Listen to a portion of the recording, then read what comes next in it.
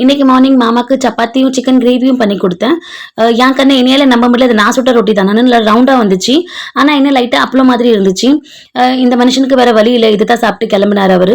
அப்புறம் நான் இந்த வாழைப்பூ ஆர்டர் பண்ணியிருந்தேன் ஆன்லைன்ல இருந்து. சரி நம்ம க்ளீன் பண்ணி வைப்போம்னு எடுத்தேன் க்ளீன் பண்றதுக்கு.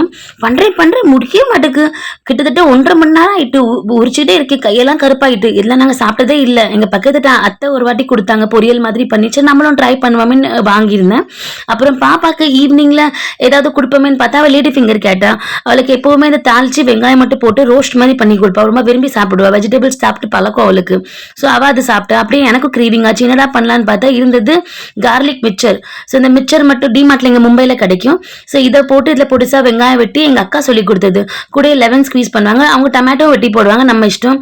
அதை டீ கூட வச்சு சாப்பிடுங்க. ட்ரை பண்ணி பாருங்க. அடிச்சுக்கிட்டே முடியாது. எங்களோட ஈவினிங் ஸ்நாக்ஸ் முடிஞ்சிச்சு இதோட. தேங்க்யூ ஃபார் வாட்சிங் ஜெமிஸ் vlog.